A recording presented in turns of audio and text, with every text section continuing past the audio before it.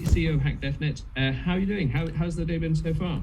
Pretty good. I found the last discussion that you guys were having pretty interesting as well. I mean, there's some interesting aspects in there, especially the stuff about what capabilities an MSSP needs to have, and always the discussion about AI and ML and where are the pros and cons, etc. So, Absolutely, it does get pretty heated in some circles, but it was very well natured just now. So I'm very pleased. What are you going to talk to us about then today? Well, I'm going to talk about some of the things that you mentioned in the last talk. I wanted to surprise you guys a little bit because I am kind of dynamic. So I've have one of the videos that addresses some of the concerns that you guys had in the maritime area, which is pretty interesting to find out that people are talking about these things that we've been talking about for years. And also the international or interactive innovative SOC. We'll be talking about concepts that I think that are relevant for the discussion you had before, like use case-based security. That's also coming out in my book, which should be released in the next few weeks on Amazon. So once that gets officially released, then I'll give you the link, and then everyone that's interested, if you could support my publishing journey, I'd really appreciate that. And there's some really useful information, especially about the concept of AI, ML, quantitative, qualitative information, where the difference is, what can AI and ML do, and where are the limitations. And I think that's important because we still need humans. The question is, where do we need the humans or us?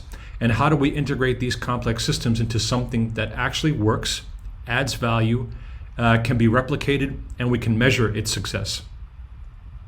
I like that, and as soon as your book comes out, we'll push it out, get the community having a look, and maybe I'll quote from it. No problem. Yeah, we have 3 books lined up for the next few months. One of them is on cybersecurity, which is a handbook for the trainings that we have on Udemy. Now I think we have more than 11,000 students on Udemy, so I really appreciate that. That's pretty cool.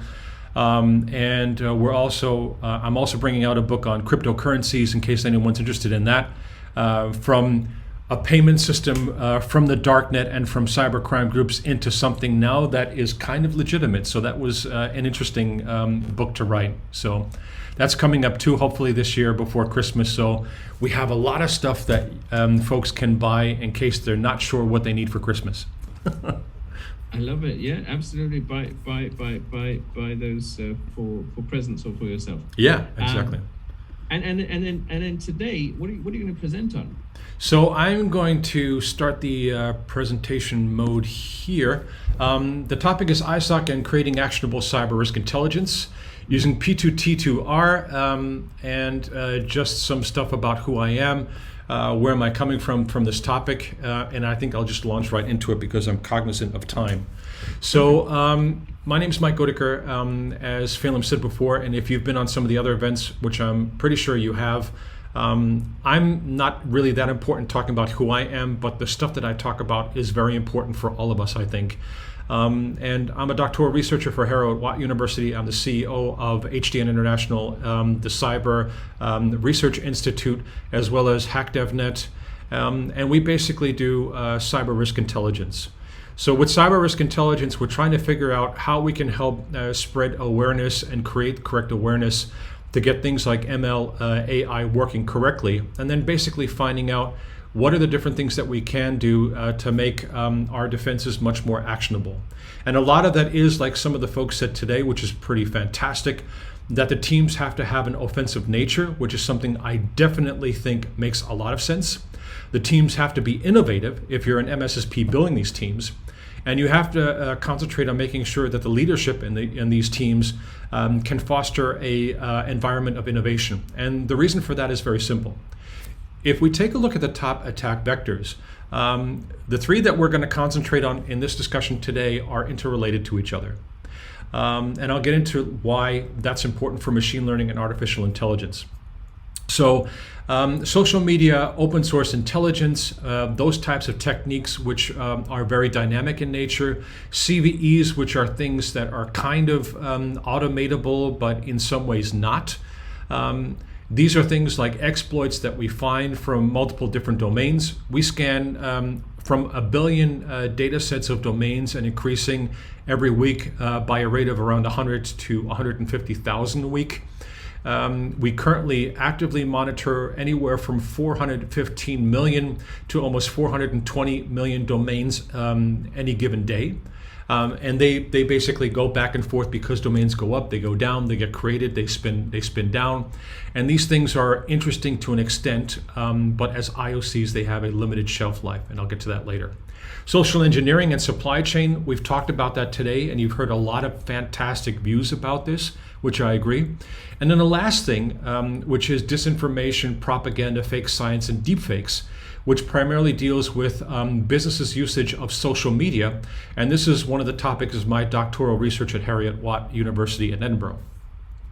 So if we take a look at the cloud risks in 2021 that we face, the interesting thing is, when we take a look at top exploited cloud services from the website hackmageddon.com, AWS, Google, Azure, Dropbox, and all these different types of things we see are services that we are using widespread as a distributed workforce. And they're also being exploited, these cloud services, to deliver different types of code, malware, malicious actions that different nation states, cybercrime syndicates, and proxies do.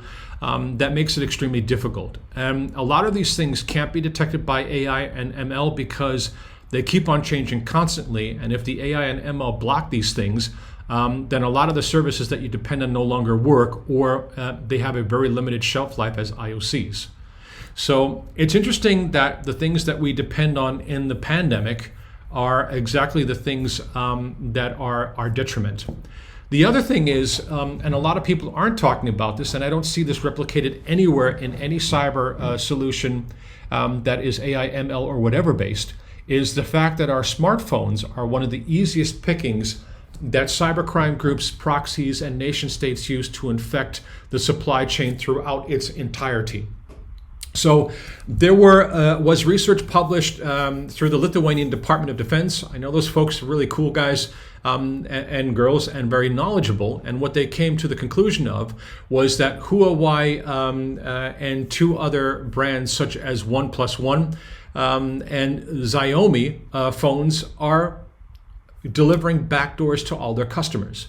It's interesting because in Europe, these phones are widespread and people are trying to sell these from Vodafone, O2, and other types of places, and they're not really paying attention to the security ramifications of these things. So what happens here? Huawei, Xiaomi, and OnePlus, they basically take the mobile phone, they create a custom firmware, which is the operating system. They basically take copies of APKs, those are those Android packages, and they basically introduce harmful components to those APKs from the original websites and modify them. They then get pumped into the Huawei, Xiaomi, and the OnePlus web shops or the application stores, and they then basically tank your phones with malicious code. Not cool. And this highlights some of the issues that we're facing as a distributed workforce. And again, these are things that AI and ML don't really handle, but we do, maybe fortunately or unfortunately, by the way that we block things before they even reach platforms. So AI and ML is fantastic when you're analyzing stuff and when you have a big enough team that needs to analyze stuff for forensics. It doesn't help you if you're trying to stop attacks because more often than not, if an attack reaches your device in any way, shape, or form, it's already too late. So to highlight this, we take a look at how trackers and tracked apps that are used on Apple devices as well as on Android devices and Microsoft devices in the past were used by companies like Pegasus and other cyber weapons companies that are not currently being regulated and they're not being observed, which makes it pretty difficult. When you take a look at these trackers, they capture analytics, personal identifiable information, locations, all that kind of stuff that an adversary can use to find out what you're doing, where you're doing it, where are the weak spots to either take you out if they want to kill you, or at the very least track and trace what you're doing, how you're doing things to implement other types of things to infect your devices, and also to get you to basically have exploited phones and or laptops. So these things are captured on the tracers and tracked apps on their infrastructure, which is vulnerable. That gets breached by these nation states and cybercrime syndicates and proxies. They use that to breach and spy on users and install command and control server installations and commands. And that results in data information and other IP theft, as well as ransomware, other types of infections, and different types of scenarios like planting deepfake information on your devices to frame you for something, etc. And these are the things that keep me up awake at night. So what are other things that we deal with? And again, this is difficult for AI and ML because we're talking about qualitative research here, and that's something that AI and ML can't do because they don't do symbolic reasoning and they don't understand these things as well as the human brain does. And these are some of the things that we need to understand as MSSPs and as cyber defenders / whatever the term is going to be in the future need to have. So that generalistic component. So we do analysis on domains. We found out that there were approximately 1,000 domains that look like academic websites, and they were spreading disinformation, propaganda, and fake science reports that exacerbate situations on social media. I'll get to social media in a minute. That's another one of the biggest threats here. So this is a big risk. We took a look at some of these websites and analyzed them and found out that they're also breached, and they also host malware and have bad reputations and are hosting attacks. So the very same fake information that's being fed on social media is also being used by our adversaries to infect us with other things. For instance, I'm not sure this is a popular thing, but if any of you have ever looked on a website that has pictures that you normally would not want to watch unless you're in your private home, almost all of these websites have keyboard capture software, as well as other types of information that infect your mobile phones, tablets, and PCs if you go to these websites, just like the fake science and fake news does. So why is this important? Social media is a big risk. And the biggest risk is kind of summed up in this caption that I found on Cartoon Stock, which is an online collection of images. So here the guy's like, I'm in charge of social media for my firm. The troll on the other side is saying, well, what a coincidence. I'm in charge of trolling your firm. And this is exactly a lot of the big issues that MSBs or small and medium-sized businesses, as well as big businesses, are starting to face. Fake news, fake science, troll attacks, DDoSing type attacks so that you can't even message anymore, or distributed messaging attacks, I call them. And also trolls that try to destroy you as a company, you as a person that represents this company on social media platforms. And the reason for this is simple. Social media is a sale platform. It's only interested in selling and making money. It's not interested in regulating anything. And since we don't have regulations to stop this, social media is not really social. And it's not really neutral or normal media. It's basically the biggest propaganda system that we have in society currently right now, ranging from pushing people to suicide in Instagram, as well as pushing narratives in ways, shapes, and forms that are not healthy for the planet and for any of the different types of people that are a victim to this. It's a big issue. So how does all this stuff combine into a use case that can be absolutely detrimental to us? And here's a short video on that.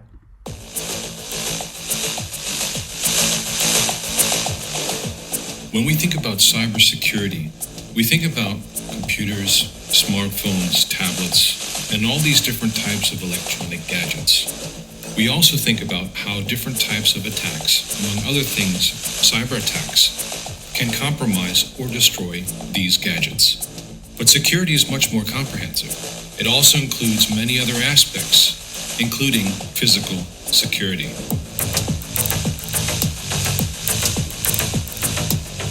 In the near future, autonomous autonomous vehicles will be a part of our daily life. We are all seeing a glimpse of this future now, even as we speak, in the new different types of emerging technology. Things like self-driving cars, planes landing on their own, drones flying autonomously and independently throughout an entire geofenced arena, and a lot more of that innovative type of technology that is constantly coming our way faster than we can ever have imagined in the past. Different companies are working today on autonomous vehicles and ships. Ships, for instance, that can steer and traverse the seas from one point to a final destination with little or even no human interaction. If we think about these autonomous vehicles or ships or planes, the types of attacks that can happen can be extremely hazardous and or detrimental to the company that owns the ships, to the teams that may be on these ships, and also to the customers and the oceans and the world at large.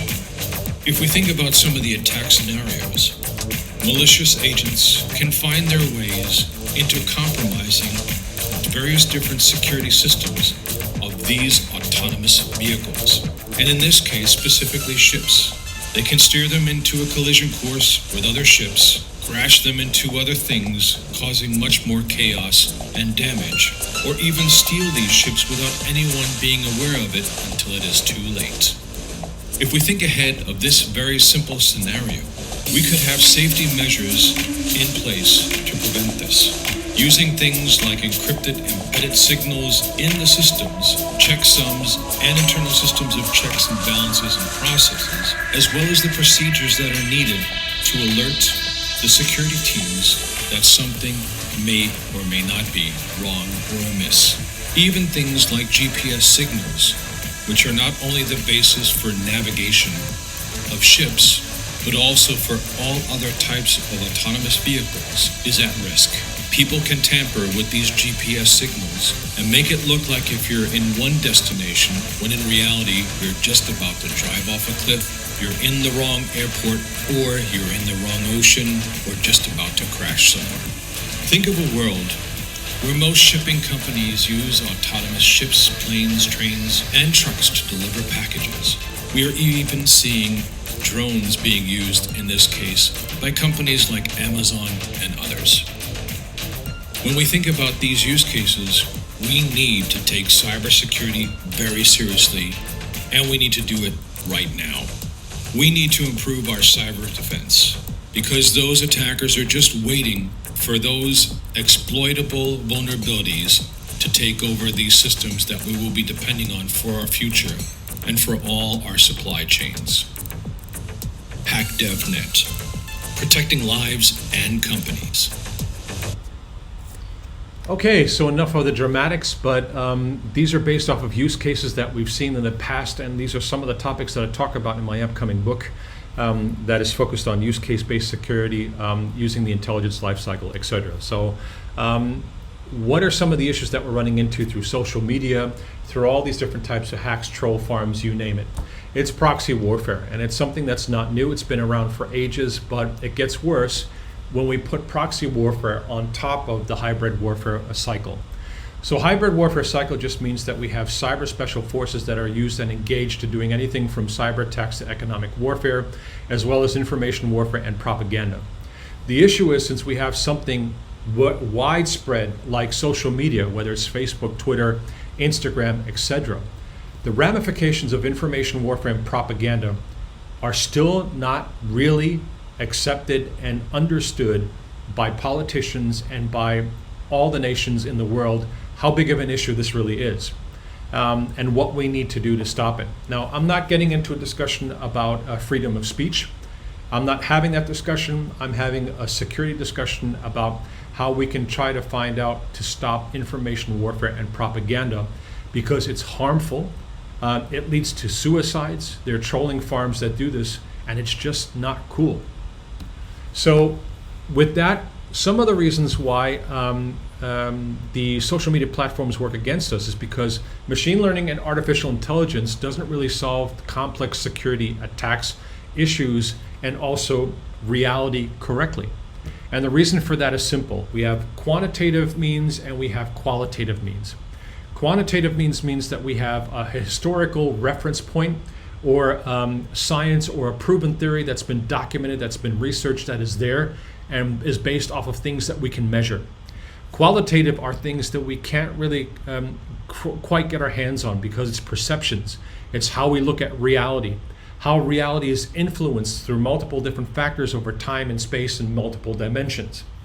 And qualitative things cannot be resolved through AI or machine learning because they just can't resolve this. It's way too complex and it requires a human brain type of thinking. And you cannot program a mathematic algorithm to do this because you have to be real. You have to have your own sense of reality with all its perceptions, pros and cons that goes with it. And we're not there with ML on AI yet.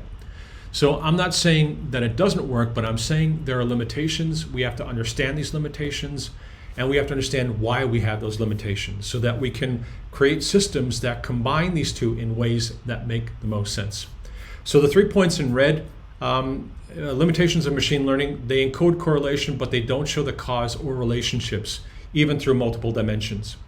No matter how well your algorithm or your indicators are programmed, it doesn't see these relationships that go out of bounds and are actual reality.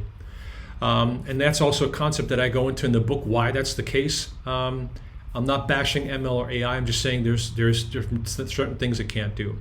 It's also not well suited for high-level symbolic reasoning or planning, and it doesn't really secure the supply chain or environment because we're talking about a reality that has multiple dimensions, at least 3 to 4D, and algorithms can't really cope with that type of complexity yet, right? So what we want to do is we need to connect the dots in multiple levels of reality and the things that we see, that we face, that we can put our hands around, wrap our brains around, but also the things that we don't quite understand that are interrelated, and we don't really quite understand how those interrelationships form reality of an attack or an attacker's profile. So the reason why this is the case is because we're dealing with what I call multidimensional threat and risk theory. Also a topic I go into in a little bit more detail in the book. It just basically states that we have multiple levels of threats and risks. AI and machine learning and use cases that are simple, they only look at one risk or one threat or a few different things that are very, very narrow. But reality is much more complex. We have multiple layers of meaning, of threats, risks, and factors that influence whether we get breached or not. When we take a look at the big picture and then start drilling down into the details, we start to understand how we build a defense with what we have, the skills that we have, where are the gaps that we have, and combine this in a project and in a solution that is based off of multiple components. So the big thing here that I found out is that if you're looking for incidents, it's often too late because the objective is to block as quickly and as much as possible incidents from happening and before the attack actually touches anything in your environment. So if we're using ML and AI to discover information about something or IOCs, they have limited shelf lives and they do tell us a picture of what it can observe based on its definition. So I'm not saying it doesn't work, but it's not really the thing that helps us with defense. Defense, in that after we get past the research, the only way that we can really get to a defense that makes meaningful sense to us is that we block as much as possible before it even gets past that barrier. Once we're discovering something with whatever algorithm they're going to call it in the future, once that threat or risk or that traffic touches your internal machine, it's too late. It's endgame. And that's the big issue that we face as security folks, defense folks, etc. And these are the things that we have to understand to move forward to create meaningful value in the solutions that we have, right? An example is you have an undiscovered attack. That undiscovered attack has a complete chain of events that it follows. An example is some of the things in red you may or may not have picked up. Port scans, fairly easy. DNS scans, not so easy. Social media scans, again, it's not, you can get indicators, but you can't get facts beyond the shadow of a doubt. New connection requests on LinkedIn. Machine learning, artificial intelligence, and cyber defense weapons don't look at this yet. These are things that we use Python scripts for. We're using Buscador and other types of things like an open source intelligence tools to pick these things up and correlate these in a team of people that have brains and aren't actually algorithms. Phishing attacks, things that we can see. Disinformation, very difficult. Spreading propaganda, spying, breaching, and attacking third partners, also something that's extremely difficult. And here we see, just based on this simple example, that reality is much too complex to depend on one specific algorithm or solution to block everything before it even touches our system. Our objective here is to block as much as possible before it gets inside. And when something gets inside, then we can start using the forensics tools, artificial intelligence, machine learning to discover what's going on, and then hopefully block that because it's already an incident. It's happening in real time, and we have to limit the damages to that. So AI ML stuff like Stellar, which is a cool tool, it's really good when we're doing forensics, but it's not really something, and it's not just Stellar, it's not a tool that helps block these attacks from happening. It helps us understand and create the research, so maybe in the future we can build something that blocks better. Blocking, on the other hand, is also a not easy topic. We block a lot more with our solutions, and people don't always like that, but as a security person, our objective is to block as much as possible at the beginning before the gate opens, and then only allow stuff that we know for sure that we can trust, and even then there's a residual risk. So the different types of products that we have out there and how do we do that, we want to know what our IT asset security status is. Are they protected? Are they not protected? Are the firewalls running? Are they up to date? Do they have all the components that they need to have? Do they have updates of our policy, which is basically that's IP version 4, IP version 6, and domains? We integrate all this stuff and the intelligence that we collect on the outside into one solution that has an API that can integrate with Stellar, can integrate with any other solution out there. And we want to help people to use this information to make their products better. It's not about us doing this alone. It's about people using the information that we have and making these solutions better. Down below, if you have a firewall, if you have intrusion detection, you see some of the blocks. And I use this in my own home office and in my company as well. We eat our own dog food. We have our automated cyber risk defense integrated with machine learning and artificial intelligence with the limitations. So even here, when things go through, I still have to look at the logs and determine, am I blocking too much? Am I not blocking enough? Etc. So it's an ongoing process and procedure. It helps a lot, but there's still things. Another thing, what is the security status of my other assets? IPs, my accounts, etc. Are they breached? Do I have CVEs? Do I need to patch my stuff? This is another thing I talk about in the book. More often than not, the reasons why small, medium-sized businesses and large businesses get breached and hacked is because they're not doing a good enough job that they need to do. This is not me judging, but what they need to do in patch management and vulnerability management. These two things, if we did them consistently and blocked as much as possible before it even gets through, we would eliminate anywhere from 90 to 95% of the attacks that happen in real time. And we'd have to only deal with the rest of the 5 to 10%. Now that rest 5-10% is pretty difficult. That's where machine learning and AI come in to help us speed up that process. And then maybe at some point we'll get to 99%. We'll never get to 100% though.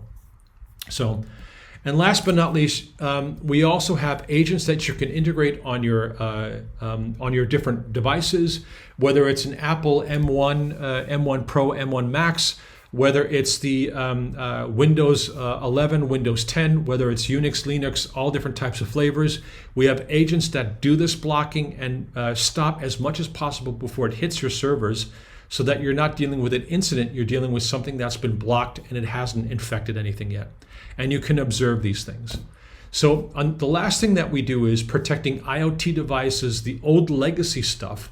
as long as we can use the profiles that we use with open source like OpenVPN and other types of open standards, we integrate all this stuff very easily. All you do is import a profile, install it on your IoT device, your smartphone or your endpoint, and then you're protected.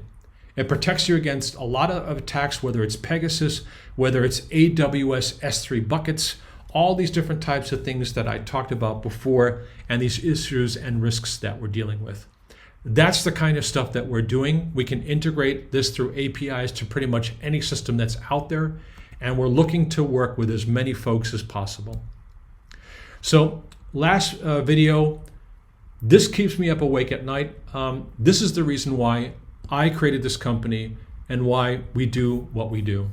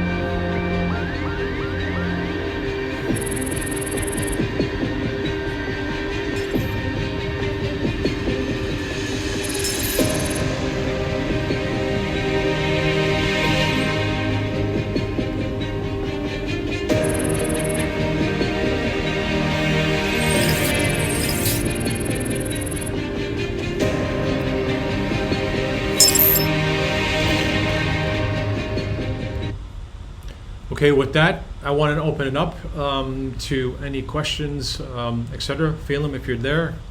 Yeah, I'm here. Awesome, thank you, sir. No, that's really stark, and we've got a nice comment. Joe Lasorsa, who's on the next panel, says, "Always impressed with your wide-ranging knowledge and the professionalism in your deliveries. Outstanding, very interesting topic." And I appreciate that. Yeah, I mean, if we can get awareness out there, and I mean, first off, you're giving me the platform to create this awareness so that we can help protect lives.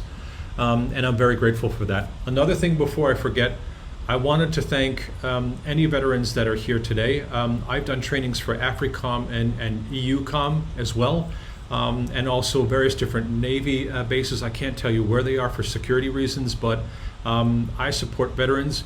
We do free trainings for any veterans that want to transition into cybersecurity. So if anyone's out there or knows someone that wants to get into security, let me know. We'll give them our certification for free. I like that. Well, you've got your email there, and you're obviously looking for partners, both on the channel and in the customer side. So, yeah, I think that would be good. And I know in the Discord channel you've posted some very interesting documents. What have you posted there? So I've posted VirtSizzle, which is the platform that we use to manage all this stuff to make it very simple. It's also our central API that integrates with any type of system. And we also have a huge technology behind it that I call IntelliCloud. And IntelliCloud is our intelligence cloud that basically collects information from closed source and open source. And the reason why we're doing that is we noticed that when we started collecting and turning threat feeds into threat feeds, that a lot of the open source information we collected was erroneous. So a lot of times when people say, well, I don't need your solution, I can get open source. I'm like, yeah, but how do you know if it's right or not? So that's always the point that I'm saying. We need a mixture of systems that combine AI, ML, and human beings, researchers that know what they're looking for, to turn that information into data, which then can be converted into intelligence. And that's why also in the book I go into these topics. I want to share this with everyone. So what's the intelligence lifecycle? What does that mean? What is use case-based security? What does that mean? What are rainbow teams and basically creating security teams for the future? What are the types of things we have to do there? And then what's risk intelligence? How do we combine this? And it's important. I really appreciate that you have these different forums that help us spread awareness and save lives and give people opportunities. So any partner that wants to work with us, we're more than happy to integrate with our APIs into whatever solution you have. I'm not interested in taking other people's customers away. I'm just interested in helping out as much as we can. I like that. Great sentiments and great presentation as always. Thank you very much to HackDevNet for supporting this event and so many others. Please give Mike a big virtual round of applause. Thank you very much. Appreciate it. I'll see you in the audience, and thanks very much. Thank you. Perfect. Well, let's take the starkness that Mike presents and apply it.